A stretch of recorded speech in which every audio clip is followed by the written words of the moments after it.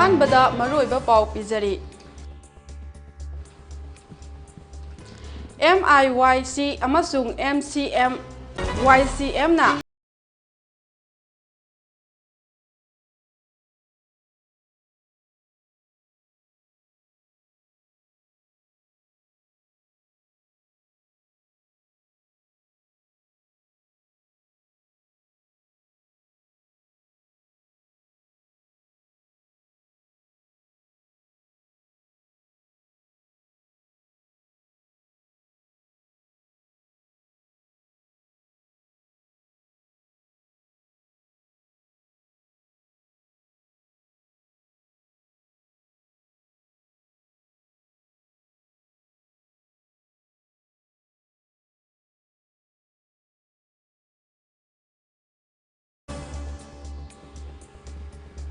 MIYC ꯑꯃꯁꯨꯡ YCMꯅ ꯑꯉꯥꯡ ꯌꯥꯎꯅ ꯃꯤꯑꯣꯏ 6 ꯐꯥꯖꯤꯟꯈꯤꯕꯒꯤ ꯃꯇꯥꯡꯗ UNꯗ ꯋꯥꯀꯠ ꯆꯦꯔꯣꯜ ꯄꯤꯁꯤꯟꯈ꯭ꯔꯦ꯫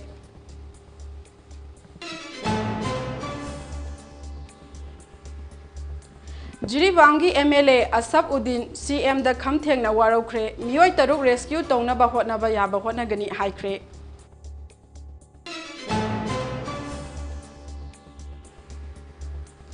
ꯃꯅꯤꯄꯨꯔꯒꯤ ꯏꯔꯥꯡꯗ ꯁꯤꯈꯤꯕ ꯃꯤꯆꯝꯁꯤꯡꯒꯤ ꯃꯁꯤꯡ ꯄꯥꯔꯂꯤꯌꯥꯃꯦꯟꯠꯀꯤ ꯁ꯭ꯇꯦꯟꯗꯤꯡ ꯀꯃꯤꯇꯤ ꯑꯣꯟ ꯍꯣꯝ ꯑꯦꯐꯤꯌꯔꯁꯀꯤ ꯔꯤꯄꯣꯔꯠꯇ ꯌꯥꯎꯔꯛꯈꯤꯗ꯭ꯔꯦ꯫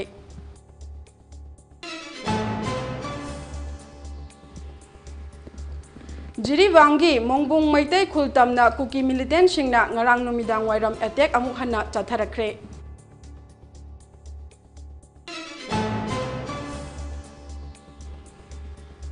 ꯑꯃꯗꯤ MHAꯅ ꯐꯥꯖꯤꯟꯗꯨꯅ ꯊꯝꯂꯤꯕ ꯃꯤꯑꯣꯏ 6 ꯇꯦꯛꯇ ꯀꯥꯏꯗꯅ ꯊꯥꯗꯣꯛꯇ꯭ꯔꯤ ꯐꯥꯎꯕ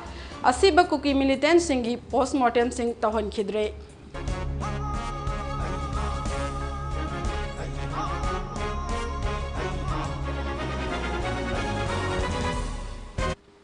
ꯈꯨꯔꯨꯝꯖꯔꯤ ꯃꯃꯤ ꯇꯤꯚꯤꯒꯤ ꯅꯨꯡꯊꯤꯜꯒꯤ ꯄꯥꯎ ꯃꯤꯠꯌꯦꯡ ꯇꯥꯕꯤꯔꯤꯕꯁꯤꯡꯕꯨ ꯅꯤꯔꯨꯄꯃꯥ ꯃꯨꯇꯨꯝꯅ ꯇꯔꯥꯝꯅ ꯑꯣꯛꯆꯔꯤ꯫ ꯄꯥꯎ ꯁꯟꯗꯣꯛꯅ ꯄꯤꯖꯔꯤ꯫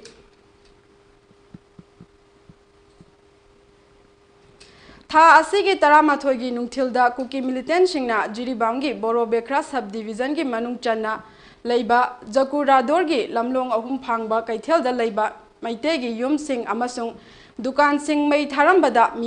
ꯃꯤꯌꯥꯏ ꯆꯜꯂꯕ ꯅꯨꯄꯥ 2 ꯂꯩꯈꯤꯗꯕ ꯑꯃꯗꯤ ꯃꯤꯑꯣꯏ ꯑꯃꯕꯨꯅ ꯅꯣꯡꯃꯩꯅ ꯀꯥꯞꯇꯨꯅ ꯁꯣꯛꯍꯜꯂꯝꯈꯤꯕꯒꯤ ꯃꯇꯥꯡꯗ ꯑꯉꯥꯡ 3 ꯌꯥꯎꯅ ꯅꯨꯄꯤ 4 ꯐꯥꯗꯨꯅ ꯄꯨꯈꯤꯕ ꯑꯗꯨ ꯃꯤꯑꯣꯏꯕꯒꯤ ꯃꯤꯅꯨꯡꯁꯤ ꯌꯦꯡꯕꯤꯗꯨꯅ ꯊꯥꯗꯣꯛꯅꯕ ꯍꯣꯠꯅꯕꯤꯌꯨ ꯑꯃꯁꯨꯡ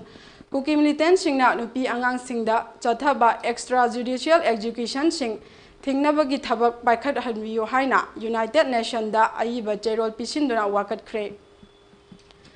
ꯆꯦꯔꯣꯜ ꯑꯁꯤ ꯉꯔꯥꯡ Manipur international youth centre MIYC ꯑꯃꯁꯨꯡ ꯌꯨꯊ ꯀꯂꯦꯛꯇꯤꯕ ꯃꯅꯤꯄꯨꯔ YCMꯒꯤ ꯀꯣꯑꯣꯔꯗꯤꯅꯦꯇꯔ MC ꯃꯩꯇꯩ ꯑꯃꯗꯤ ꯌꯥꯏꯐꯕ ꯈꯨꯃꯟꯊꯦꯝꯅ ꯈꯨꯠꯌꯦꯛ ꯄꯤꯗꯨꯅ ꯄꯤꯁꯤꯟꯈꯤꯕꯅꯤ꯫ ꯁ꯭ꯋꯤꯠꯖꯔꯂꯦꯟꯗꯒꯤ Palais des Nations 8-14 Avenue de la Paix CH1211 Geneva 10ꯗ ꯂꯩꯕ UN high commissioner for human rights ꯑꯣꯐꯤꯁꯇ United Nations special rapporteur on extrajudicial summary or arbitrary ꯑꯦꯛꯖꯤꯀ꯭ꯌꯨꯁꯟꯒꯤ ꯈꯨꯠꯊꯥꯡꯗ ꯄꯤꯁꯤꯟꯈꯤꯕꯅꯤ ꯍꯥꯏꯔꯤ꯫ ꯅꯨꯄꯤ ꯑꯉꯥꯡꯁꯤꯡ ꯐꯥꯖꯤꯟꯕꯒꯤ ꯊꯧꯗꯣꯛ ꯑꯁꯤ ꯀꯨꯀꯤ ꯑꯥꯔꯝ ꯒ꯭ꯔꯨꯞꯅꯤ ꯆꯤꯡꯅꯕꯁꯤꯡꯅ ꯆꯠꯊꯈꯤꯕꯅꯤ ꯍꯥꯏꯔꯗꯨꯅ ꯃꯈꯣꯏꯒꯤ ꯍꯧꯈꯤꯕ 2015ꯗꯒꯤ ꯒꯚꯔꯟꯃꯦꯟꯠ ꯑꯣꯐ ꯏꯟꯗꯤꯌꯥꯒꯤ ꯁꯁꯄꯦꯟꯁꯟ ꯑꯣꯐ ꯁꯨ ꯇꯧꯅꯔꯛꯂꯤꯕꯁꯤꯡꯅꯤ ꯍꯥꯏꯅꯁꯨ ꯐꯣꯡꯗꯣꯛꯂꯤ꯫ ꯊꯥ ꯑꯁꯤꯒꯤ 19ꯗ ꯃꯈꯣꯏꯅ ꯃꯩꯇꯩꯒꯤ ꯌꯨꯝ ꯀꯌꯥ ꯃꯩ ꯊꯥꯈꯤ ꯑꯗꯨꯒ ꯃꯔꯥꯜ ꯂꯩꯖꯗ꯭ꯔꯕ ꯃꯤꯆꯝꯁꯤꯡ ꯑꯁꯤꯒꯤ ꯃꯔꯤ ꯃꯈꯣꯡ ꯍꯧꯖꯤꯛ ꯐꯥꯎꯕ ꯈꯪꯍꯜꯂꯛꯇ꯭ꯔꯤ ꯍꯥꯏꯔꯤ꯫ ꯃꯔꯝ ꯑꯁꯤꯅ ꯌꯨꯅꯥꯏꯇꯦꯗ ꯅꯦꯁꯟꯒꯤ special rapporteur on extrajudicial summary or arbitrary ꯑꯦꯛꯖꯤꯀ꯭ꯌꯨꯁꯟꯅ ꯄꯟꯊꯗꯅ ꯒꯚꯔꯟꯃꯦꯟꯠ ꯑꯣꯐ ꯏꯟꯗꯤꯌꯥꯗ ꯊꯧꯗꯣꯛ ꯑꯁꯤꯒꯤ ꯃꯇꯥꯡꯗ ꯏꯟꯚꯦꯁꯇꯤꯒꯦꯁꯟ ꯇꯧꯅꯕ ꯍꯥꯏꯕꯤꯌꯨ ꯑꯗꯨꯒ ꯊꯧꯗꯣꯛ ꯑꯁꯤꯗ ꯆꯦꯟꯅꯕ ꯃꯤꯑꯣꯏꯁꯤꯡꯕꯨ ꯏꯟꯇꯔꯅꯦꯁꯅꯦꯜ ꯍ꯭ꯌꯨꯃꯦꯟ ꯔꯥꯏꯠꯁ ꯑꯃꯁꯨꯡ ꯍ꯭ꯌꯨꯃꯦꯅꯤꯇꯔꯤꯌꯟ ꯂꯣꯒꯤ ꯃꯈꯥꯗ ꯆꯩꯔꯥꯛ ꯐꯪꯍꯟꯕꯤꯌꯨ ꯍꯥꯏꯕ ꯋꯥꯐꯝꯁꯨ ꯐꯣꯡꯗꯣꯛꯈꯤ꯫ ꯑꯃꯔꯣꯝꯗ ꯊꯧꯗꯣꯛ ꯑꯁꯤꯒꯤ ꯃꯇꯥꯡꯗ Manipur commission for protection of child rights MCPCRꯒꯤ ꯆꯦꯌꯔꯄꯔꯁꯟ ꯀꯩꯁꯥꯝ ꯄ꯭ꯔꯗꯤꯞ ꯀꯨꯃꯥꯔꯅ ꯐꯣꯡꯗꯣꯛꯄꯗ ꯆꯦꯔꯣꯜ ꯑꯃꯒꯤ ꯃꯇꯨꯡ ꯏꯟꯅ ꯑꯉꯥꯡ 3 ꯑꯃꯁꯨꯡ ꯅꯨꯄꯤ 3 ꯌꯥꯎꯅ ꯄꯨꯟꯅ ꯃꯤꯑꯣꯏ 6 अथुबा मतमदा टेक्ता कायदना थादोकपिरउ हाइनसु appeal तौखि नाकल अमरोमदा ngarang numidang wairam uripok apunba loop UNAL na thiba khangdriba angang ahum yauna mioi taruk tekta kaidana thadokpirau haina uripok canteen crossing da candle lighting tawkhre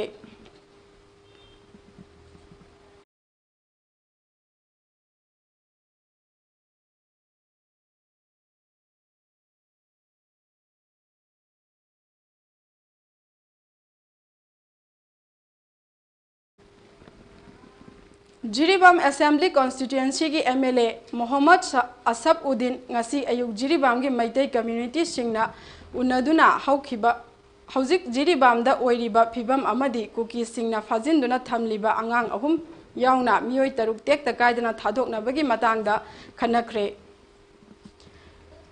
MLA Asab Udin ngarang mahak Delhi dagi Jiribam da thunglakhibani mahakna Jiribam ki miyam sing ngasi ayuk unabada Chief Minister N Birena matam kayadagi kuki militant singna maitai khul singda chatharakli ba attack singda mioi kayagi punsi manghan khiba yum mai kaya tha khiba gi thodok asiga mari leinana mangonda daita ama fawo sina khiba leite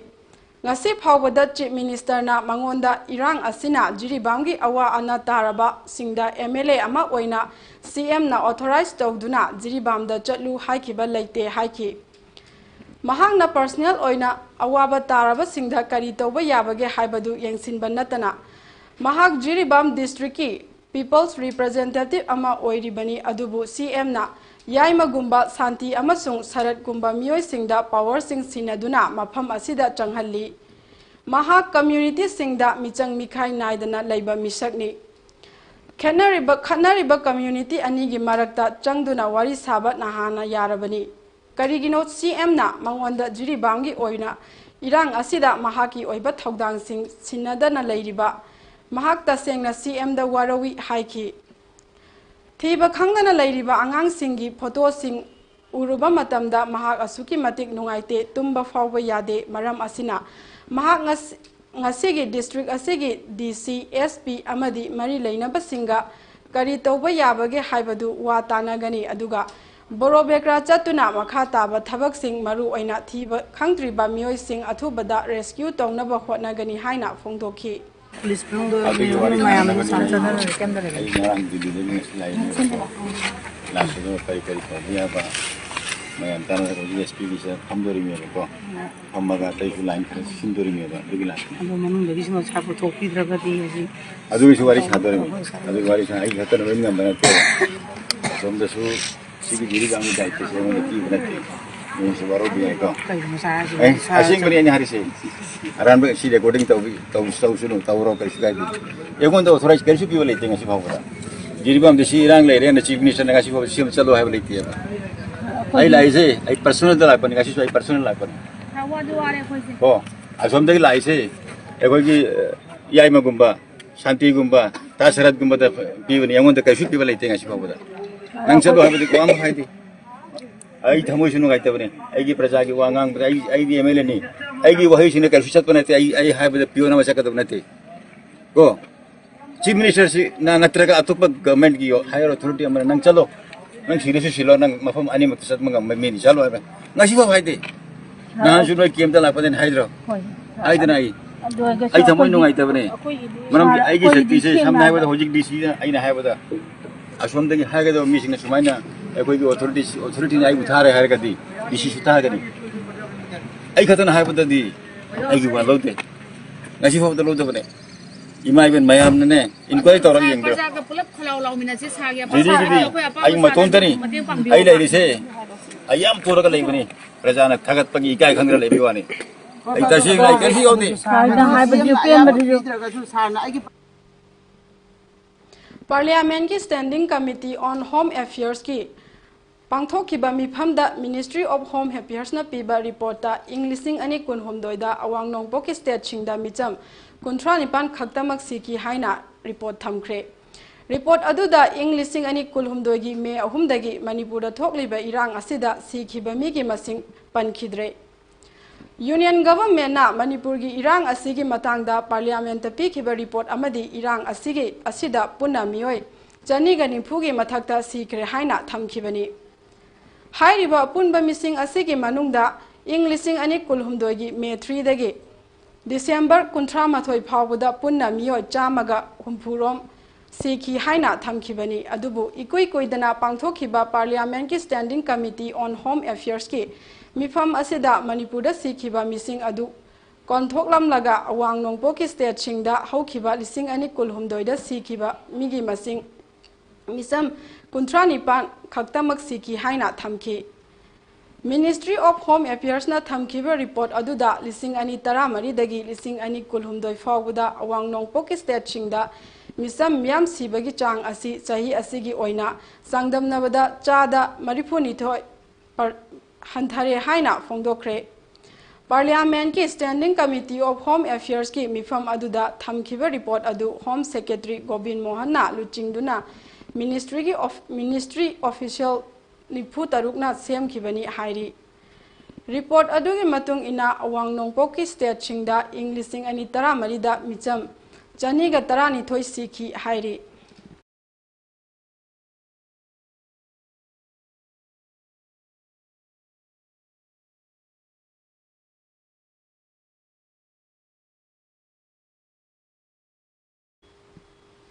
ꯊꯥ ꯑꯁꯤꯒꯤ 11ꯒꯤ ꯅꯨꯡꯊꯤꯜꯗ ꯀꯨꯀꯤ ꯃꯤꯂꯤꯇꯦꯟꯠꯁꯤꯡꯅ ꯖꯤꯔꯤꯕꯥꯝꯒꯤ ꯕꯣꯔꯣꯕꯦꯈ꯭ꯔꯥ sub ꯗꯤꯕꯤꯖꯟꯒꯤ ꯃꯅꯨꯡ ꯆꯟꯕ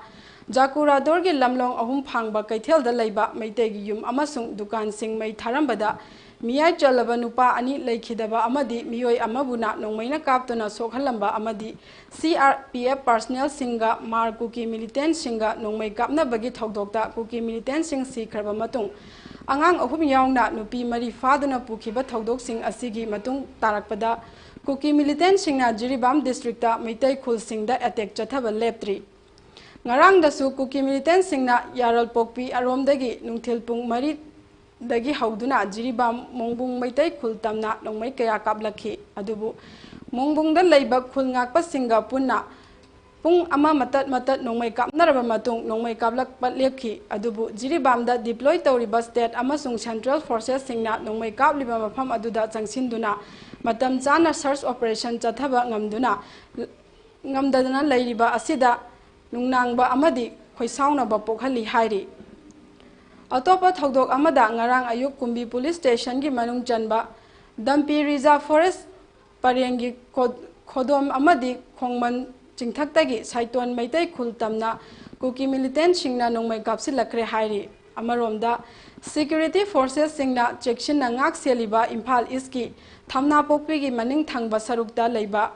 ꯎꯌꯣꯛ ꯆꯤꯡꯒꯤ ꯕꯪꯀꯔꯁꯤꯡꯗꯁꯨ ꯀꯨꯀꯤ ꯃꯤꯂꯤꯇꯦꯟꯠꯁꯤꯡꯅ ꯅꯣꯡꯃꯩ ꯀꯥꯞꯁꯤꯜꯂꯛꯈꯤ ꯍꯥꯏꯔꯤ꯫ ꯑꯗꯨꯕꯨ ꯍꯥꯏꯔꯤꯕ ꯀꯨꯀꯤꯁꯤꯡꯅ ꯆꯠꯊꯈꯤꯕ ꯑꯦꯇꯦꯛꯁꯤꯡ ꯑꯁꯤꯗ ꯑꯁꯣꯛ ꯑꯄꯟ ꯌꯥꯎꯕꯒꯤ ꯄꯥꯎꯗꯤ ꯂꯩꯇꯦ ꯍꯥꯏꯔꯤ꯫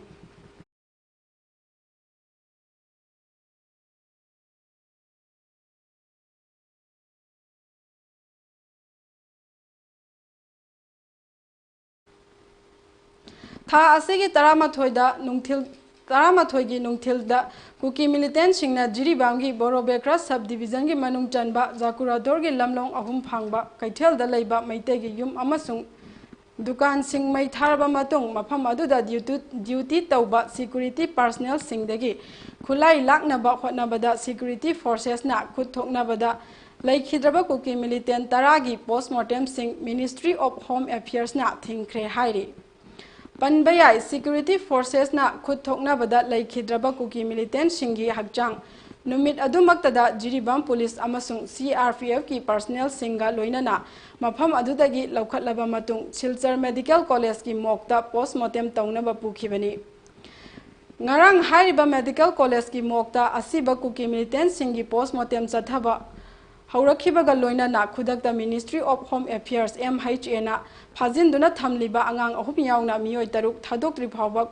ꯀꯨꯀꯤ ꯃꯤꯂꯤꯇꯦꯟꯠꯁꯤꯡꯒꯤ ꯑꯁꯤꯕ ꯍꯛꯆꯥꯡ ꯂꯧꯕ ꯌꯥꯔꯣꯏ ꯍꯥꯏꯔꯛꯄꯗꯒꯤ ꯄꯣꯁꯠꯃꯣꯔꯇꯦꯝ ꯇꯧꯕꯒꯤ ꯊꯕꯛꯁꯤꯡ ꯂꯦꯞꯈꯤꯕꯅꯤ ꯍꯥꯏꯔꯤ꯫ ꯃꯁꯤꯒ ꯂꯣꯏꯅꯅ MHAꯅ ꯖꯤꯔꯤꯕꯥꯝꯒꯤ ꯔꯤꯂꯤꯐ ꯀꯦꯝꯞꯗ ꯂꯩꯕ ꯑꯉꯥꯡ 3 ꯌꯥꯎꯅ ꯅꯨꯄꯤ 3 ꯀꯨꯀꯤ ꯃꯤꯂꯤꯇꯦꯟꯠꯁꯤꯡꯅ ꯐꯥꯖꯤꯟꯗꯨꯅ ꯊꯝꯂꯤꯕ ꯑꯁꯤ ꯇꯦꯛꯇ ꯀꯥꯏꯗꯅ ꯊꯥꯗꯣꯛꯄꯤꯔꯛꯅꯕꯒꯤꯗꯃꯛ ꯑꯁꯥꯝ ꯔꯥꯏꯐꯜꯁꯀꯤ ꯗꯥꯏꯔꯦꯛꯇꯔ ꯖꯦꯅꯔꯦꯜ DG ꯃꯅꯤꯄꯨꯔꯗ ꯊꯥꯔꯛꯈ꯭ꯔꯦ ꯑꯃꯗꯤ DG ꯃꯁꯥꯃꯛ ꯁꯨꯗ ꯂꯩꯔꯤꯕ ꯀꯨꯀꯤ ꯃꯤꯂꯤꯇꯦꯟꯁꯤꯡꯒꯤ ꯃꯀꯣꯛ ꯊꯣꯡꯕꯁꯤꯡ ꯎꯅꯗꯨꯅ ꯐꯥꯖꯤꯟꯗꯨꯅ ꯊꯝꯂꯤꯕ ꯃꯤꯑꯣꯏ 6 ꯇꯦꯛꯇ ꯀꯥꯏꯗꯅ ꯔꯦꯁꯀ꯭ꯌꯨ ꯇꯧꯅꯕ ꯋꯥꯔꯤ ꯁꯥꯅꯔꯒꯅꯤ ꯍꯥꯏꯔꯤ ꯁꯤꯜꯆꯔ ꯃꯦꯗꯤꯀꯦꯜ ꯀꯣꯂꯦꯖꯀꯤ ꯃꯣꯛꯇ ꯂꯩꯔꯤꯕ ꯀꯨꯀꯤ ꯃꯤꯂꯤꯇꯦꯟ ꯑꯁꯤꯕ 10 ꯑꯁꯤꯒꯤ ꯍꯛꯆꯥꯡ ꯂꯧꯕ ꯂꯥꯛꯄ ꯃꯥꯔ ꯀꯨꯀꯤ ꯐꯨꯔꯨꯞꯀꯤ ꯃꯤꯑꯣꯏꯁꯤꯡꯅ ꯑꯁꯤꯕ ꯍꯛꯆꯥꯡꯁꯤꯡ ꯂꯧꯗ꯭ꯔꯤ ꯐꯥꯎꯕ ꯃꯈꯣꯏ ꯃꯐꯝ ꯑꯗꯨꯗꯒꯤ ꯍꯜꯂꯣꯏ ꯍꯥꯏꯅ ꯍꯣꯁꯄꯤꯇꯥꯜꯒꯤ ꯃꯣꯛ ꯃꯅꯥꯛꯇ ꯄ꯭ꯔꯣꯇꯦꯁ ꯇꯧꯗꯨꯅ ꯄꯦꯟꯗꯕ ꯀꯌꯥ ꯐꯣꯡꯗꯣꯛꯈ꯭ꯔꯦ ꯍꯥꯏꯔꯤ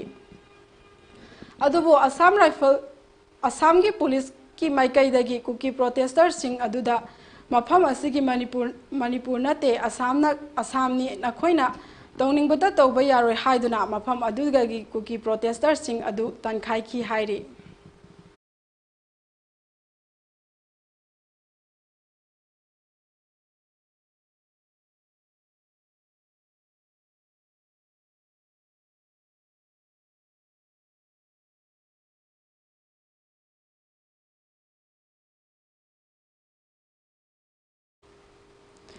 ꯆꯤꯟ ꯀꯨꯀꯤ ꯅꯥꯔꯀꯣ ꯇꯦꯔꯣꯔꯤꯁꯁꯤꯡꯅ ꯍꯧꯈꯤꯕ ꯅꯨꯃꯤꯠ ꯈꯔꯅꯤ ꯁꯤꯗ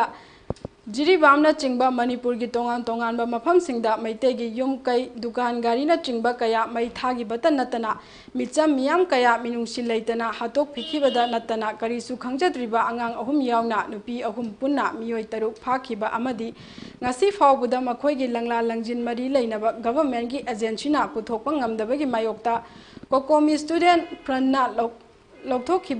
ꯂꯥꯎꯊꯣꯛꯈꯤꯕꯒꯤ ꯃꯇꯨꯡ ꯏꯟꯅ ꯉꯁꯤ ꯑꯌꯨꯛ ꯄꯨꯡ 10:30ꯗꯒꯤ 11:30 ꯐꯥꯎꯕ ꯑꯣꯏꯅꯥꯝ ꯒꯚꯔꯟꯃꯦꯟꯠ ꯍꯥꯌꯔ ꯁꯦꯀꯦꯟꯗꯔꯤ ꯑꯣꯏꯅꯥꯝꯒꯤ ꯑꯣꯖꯥꯁꯤꯡ ꯑꯃꯗꯤ ꯃꯍꯩꯔꯣꯏ ꯀꯌꯥꯅ ꯑꯃꯨꯕ ꯕꯦꯠꯁ ꯊꯦꯠꯇꯨꯅ ꯈꯣꯜꯂꯥꯎ ꯀꯌꯥ ꯂꯥꯎꯗꯨꯅ ꯌꯥꯅꯤꯡꯗꯕ ꯐꯣꯡꯗꯣꯛꯈ꯭ꯔꯦ ꯌꯥꯅꯤꯡꯗꯕꯒꯤ ꯈꯣꯡꯖꯪ ꯑꯗꯨꯗ ꯀꯨꯀꯤ ꯅꯥꯔꯀꯣ ꯇꯦꯔꯣꯔꯤꯁꯠ ꯗꯥꯎꯟ ꯃꯔꯥꯜ ꯂꯩꯇꯕ ꯅꯨꯄꯤ ꯑꯉꯥꯡ ꯐꯥꯕ ꯌꯥꯅꯤꯡꯗꯦ ꯀꯨꯀꯤ ꯇꯦꯔꯣꯔꯤꯁꯠ ꯃꯔꯨ ꯐꯪꯅ ꯃꯨꯊꯠꯀꯗꯕꯅꯤ ꯍꯥꯏꯕꯅꯆꯤꯡꯕ ꯈꯣꯜꯂꯥꯎꯁꯤꯡ ꯂꯥꯎꯈꯤ ꯑꯃꯔꯣꯝꯗ ꯈꯪꯖꯗ꯭ꯔꯤꯕ ꯑꯉꯥꯡ 3 ꯌꯥꯎꯅ ꯅꯨꯄꯤ 3 ꯄꯨꯟꯅ ꯃꯤꯑꯣꯏ 6 ꯐꯥꯈꯤꯕ ꯑꯃꯗꯤ ꯉꯁꯤ ꯐꯥꯎꯕꯗ ꯃꯈꯣꯏꯒꯤ ꯂꯪꯂꯥ ꯂꯪꯖꯤꯟ ꯃꯔꯤ ꯂꯩꯅꯕ ꯒꯚꯔꯟꯃꯦꯟꯠꯀꯤ ꯑꯦꯖꯦꯟꯁꯤꯅ ꯄꯨꯊꯣꯛꯄ ꯉꯝꯗꯕꯒꯤ ꯃꯥꯌꯣꯛꯇ ꯀꯣꯀꯣꯃꯤ ꯁ꯭ꯇꯨꯗꯦꯟꯠ ꯐ꯭ꯔꯟꯠꯅ ꯂꯥꯎꯊꯣꯛꯈꯤꯕꯒꯤ ꯃꯇꯨꯡ ꯏꯟꯅ ꯏꯝꯐꯥꯜ ꯏꯁꯠ ꯗꯤꯁꯇ꯭ꯔꯤꯛꯀꯤ ꯃꯅꯨꯡ ꯆꯟꯅ ꯂꯩꯕ ꯖꯨꯕꯔꯥꯖꯄꯜꯂꯤꯗ ꯂꯩꯕ ꯃꯦꯔꯤꯠ ꯁ꯭ꯀꯣꯂꯔ ꯏꯪꯂꯤꯁ ꯁ꯭ꯀꯨꯜꯒꯤ ꯃꯍꯩꯔꯣꯏꯁꯤꯡꯅ ꯌꯥꯅꯤꯡꯗꯕ ꯈꯣꯡꯖꯪ ꯆꯪꯁꯤꯟꯈꯤ ꯈꯪꯖꯗ꯭ꯔꯤꯕ ꯑꯉꯥꯡ 3 ꯌꯥꯎꯅ ꯅꯨꯄꯤ 3 ꯄꯨꯟꯅ ꯃꯤꯑꯣꯏ 6 ꯐꯥꯈꯤꯕ ꯑꯃꯗꯤ ꯉꯁꯤ ꯐꯥꯎꯕꯗ ꯃꯈꯣꯏꯒꯤ ꯂꯪꯂꯥ ꯂꯪꯖꯤꯟ ꯃꯔꯤ ꯂꯩꯅꯕ ꯒꯚꯔꯟꯃꯦꯟꯠꯀꯤ ꯑꯦꯖꯦꯟꯁꯤꯅ ꯄꯨꯊꯣꯛꯄ ꯉꯝꯗꯕꯒꯤ ꯃꯥꯌꯣꯛꯇ ꯀꯣꯀꯣꯃꯤ ꯁ꯭ꯇꯨꯗꯦꯟꯠ ꯐ꯭ꯔꯟꯠꯅ ꯂꯥꯎꯊꯣꯛꯈꯤꯕꯒꯤ ꯃꯇꯨꯡ ꯏꯟꯅ national sport academy Khuman Lampak ꯑꯃꯗꯤ ꯏꯕꯣꯇꯣꯟꯁꯅ ꯍꯥꯌꯔ ꯁꯦꯀꯦꯟꯗꯔꯤ ꯁ꯭ꯀꯨꯜ ꯎꯔꯤꯄꯣꯛꯅꯁꯨ ꯑꯃꯨꯕ ꯕꯦꯠꯁ ꯊꯦꯠꯇꯨꯅ ꯌꯥꯅꯤꯡꯗꯕ ꯈꯣꯡꯖꯪ ꯆꯪꯁꯤꯟꯈꯤ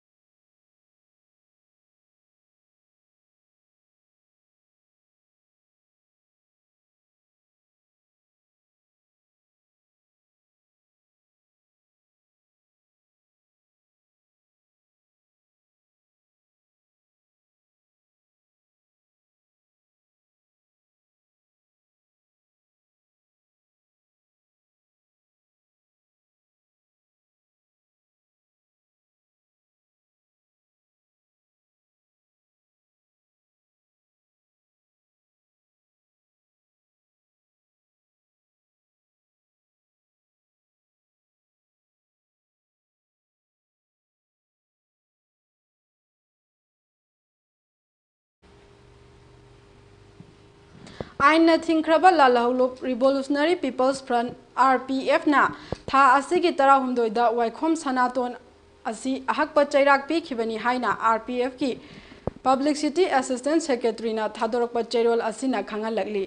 ꯏꯝꯐꯥꯜ ꯏꯁꯠꯀꯤ ꯃꯅꯨꯡ ꯆꯟꯅ ꯂꯩꯕ ꯈꯔꯥꯁꯣꯝ ꯃꯈꯥ ꯂꯩꯀꯥꯏꯗꯒꯤ ꯋꯥꯏꯈꯣꯝ ꯁꯅꯥꯇꯣꯟ ꯑꯄꯣꯛꯄ ꯂꯩꯈꯤꯗ꯭ꯔꯕ W. ꯄ꯭ꯔꯦꯝꯀꯨꯃꯥꯔ ꯅꯨꯄꯤ ꯑꯉꯥꯡ ꯂꯩꯔꯕ ꯃꯌꯨꯝ ꯄꯥꯜꯂꯕ ꯃꯁꯥꯒꯤ ꯆꯍꯤ 18 ꯁꯨꯔꯕ ꯃꯤꯑꯣꯏ ꯑꯁꯤꯅ ꯆꯠꯂꯤꯕ ꯊꯥ ꯑꯁꯤꯒꯤ ꯑꯃꯗ ꯃꯁꯥꯒꯤ ꯆꯍꯤ 14ꯇ ꯉꯥꯏꯔꯤꯕꯤ ꯅꯨꯄꯤ ꯃꯆꯥ ꯑꯃꯕꯨ ꯊꯥꯡ ꯎꯠꯂꯒ ꯀꯤꯍꯟꯗꯨꯅ ꯐꯝꯂꯥꯟꯕꯤꯔꯕ ꯃꯇꯨꯡꯗ ꯃꯤ ꯈꯪꯈ꯭ꯔꯅꯤ ꯍꯥꯏꯗꯨꯅ ꯆꯦꯛꯇꯨꯝꯅ ꯊꯣꯝꯗꯨꯅ ꯍꯥꯠꯀꯦ ꯇꯧꯔꯝꯕ ꯑꯁꯤꯒꯤꯗꯃꯛ ꯃꯍꯥꯛꯄꯨ RPMꯅ ꯆꯩꯔꯥꯛ ꯄꯤꯕꯅꯤ ꯍꯥꯏꯅ ꯆꯩꯔꯣꯜ ꯑꯁꯤꯅ ꯐꯣꯡꯗꯣꯔꯛꯂꯤ꯫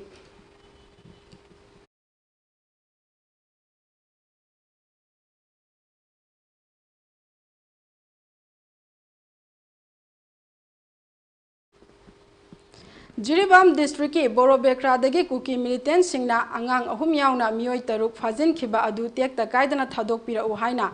BJP Manipur Pradeshna appeal taurakli ngasi nitiaipa chuthekta leiba thambal sanglengda pangthokpa paugi mifam amada party asigi president A Sardana hai misam miyamda hingsagi oiba thawongsing chathaba yaningde matam khara leprurba matungda nongmai kapagi thodok kaya thorakpa asi nungaitaba fawi haiki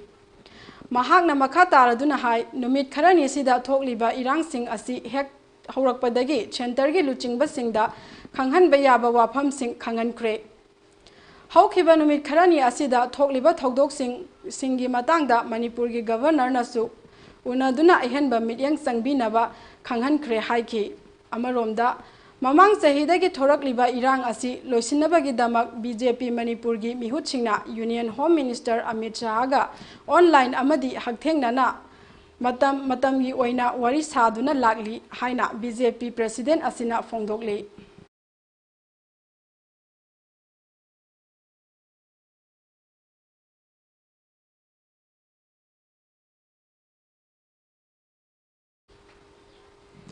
Chatliba tha asigi 13da Jiribam districtki manung chanba Borobekrada kuki militantsingna maral leijadraba miyoi 3 pu phakibagi matangda all Assam Manipuri Student Unions AAMSU na chauna condemn taurakli terrorism gi oiba thawong asibu human rights ta atamnana singnaba amasung lamdam asigi praja singda direct attack taurakpani haina lawi Fazin kiba miyoi 3 adugi manungda subnatagi tha 9 khaktamak ngairibi angang macha ama chahi 2 makhai surabi ama chahi 9 surabi angang amasung lemhauriba miyoi 3 adusu nupi ngaktani hairi Fazin khraba miyoi 3 ki imung manung singi awa ana taraba matam asida AAMSU nasu saruk yari Fazin kraba misam singbu tekta kaidana thadok piraknaba amasung government nasu makhoi singbu tekta kaidana thadok piraknaba ahenba effort thadabiyu haike mari lainaba authorities singnasu mifa asida maral leiba kuki militant singi mathakta action laukhatpiyu hainasu appeal tauke AAMSU na makha taraduna misam praja phabada khangduna leiba ngamloi amasung AAMSU na Fazin kiba miyoi 3 pu asoi angam yaudana Thadok Tripawa victim amadi makhoigi imung manung singi damak lepkani haina chero asina fongdorakli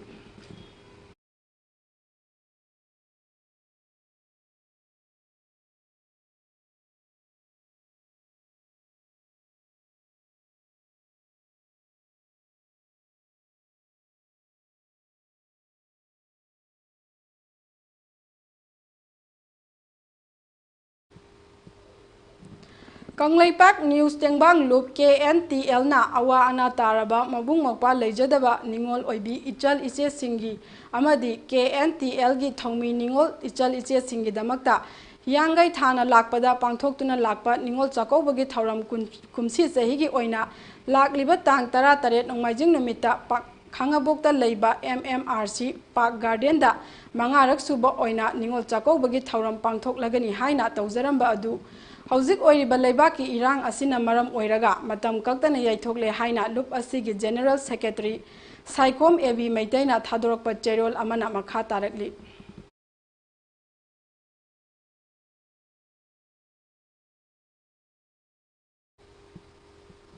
Blockade tawbadagi pochai puba gari sing matam sangla lambida panduna leibana alu tilhau amadi nga patha pumthaba haurakle Pongmai maicha ani Lamsang area da phu chaiba amadi masada yauba chel lut tauki haibagi mayokta Naga People's Organization NPO Senapati District Student Association SDSA amadi Senapati District Women Association na tha asigi tang anidagi ꯀꯧꯈꯤꯕ National Highway 2 Imphal Dimapur ꯂꯝꯕꯤꯗ economic blockade ꯆꯠꯊꯈꯤꯕꯅ ꯃꯔꯝ ꯑꯣꯏꯔꯒ ꯄꯣꯠ ꯆꯩ ꯄꯨꯗꯨꯅ ꯂꯥꯛꯄ truck 350 ꯔꯣꯝ ꯂꯝꯕꯤꯗ ꯄꯟꯗꯨꯅ ꯂꯩꯔꯦ ꯅꯨꯃꯤꯠ 18ꯅꯤ ꯂꯝꯕꯤꯗ ꯄꯟꯗꯨꯅ ꯂꯩꯈꯤꯕꯅ ꯃꯔꯝ ꯑꯣꯏꯔꯒ ꯇꯤꯜꯍꯧ ꯑꯂꯨ ꯑꯃꯗꯤ ꯉꯥꯅ ꯆꯤꯡꯕ ꯄꯣꯠꯂꯝ ꯀꯌꯥ ꯄꯊꯥ ꯄꯨꯝꯊꯕꯗꯒꯤ ꯃꯅꯝ ꯆꯦꯟꯕ ꯍꯧꯔꯛꯂꯦ ꯑꯃꯗꯤ ꯗ꯭ꯔꯥꯏꯚꯔꯁꯤꯡ ꯂꯝꯕꯤꯗ ꯃꯇꯝ ꯁꯥꯡꯅ ꯄꯟꯗꯨꯅ ꯂꯩꯔꯤꯕꯅ ꯈꯝ ꯊꯦꯡꯅ ꯋꯥꯔꯦ ꯍꯥꯏꯅ All Manipur Road Transport Drivers and Motors Worker Union gi General Secretary Maimom Anilna phongdokre mahakna makha taraduna hai miyam gi chana thaknaba pusalakliba gari driver singbu nungsibiyu Manipur gi irang asina maram oiraga miyam kham thengna wanarabani haiki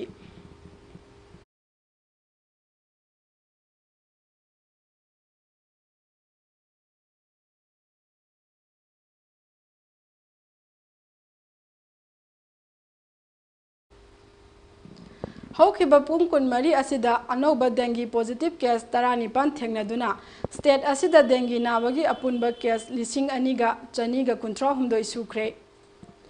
tha kharagi mamangdagi haujik phawbada mapung phana fahanba ngamba hidak puthoktriba dengue lainagi laichat Manipur gi apunba district tara taruki manungda tara humdoida sandoraktuna miyoi mangagi punchi loman khibaga loinana haukiba pung Kunmari asida laina asigi anoba positive case taranipan thengnare haina Health Service Directorate upload torokiba report amana phongdorakli Anoba case sing adu Imphal West tara humdoi Imphal East amasung Bisnupurda ani amadi Chandel district ta amani hairi District ki oina yengbada ngasi phawbada Imphal West ta miyoi mari laikhidabaga loinana dengue case lising amaga chongaga humphunipan sukre hairi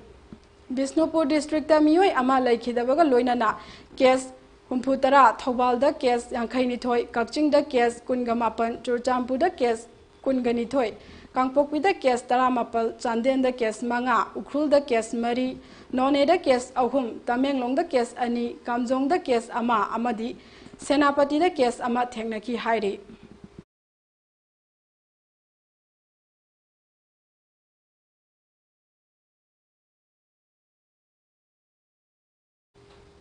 Tha asigi mangadagi taramathoi phawba Maldives ki Canary Resort pangthokiba 15 World Bodybuilding and Physics Sport Championship 2004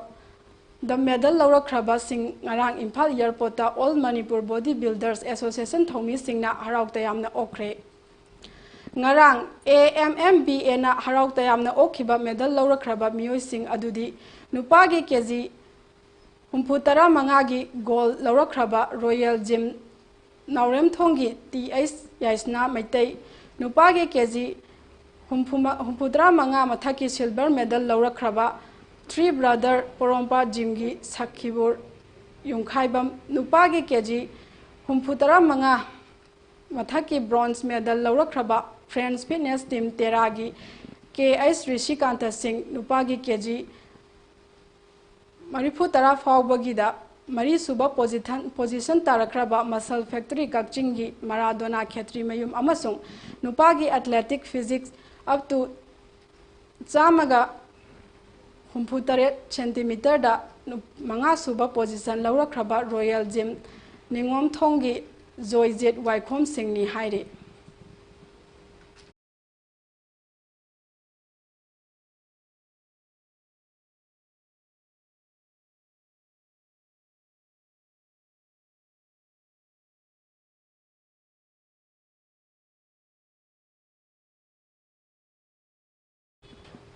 Aroibada maroiba pau amuhana pizari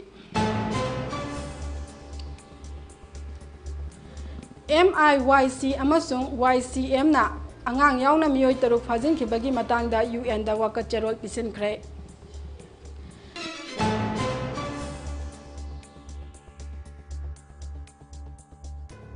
Jiribam gi MLA Asapudin CM da khamthengna warokre miyoi taruk rescue tongnaba hotnaba yaba hotnagani haikre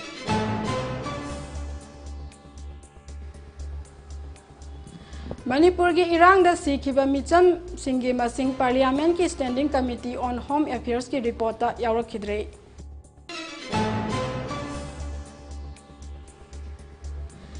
Jiribam gi Mongbung Maitai Khultamna Kuki militant singna ngarang numidang wairam attack amu hanna chatharakre.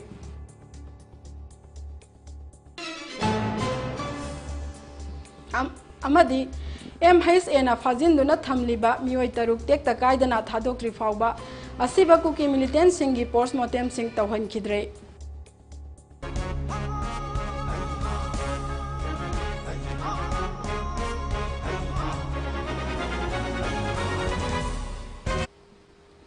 Hauzuki oinadi Mami TV na sandok chaba nungthil gi Paulo sinjare makha taba pau gi damak meeting taduna laibiyo.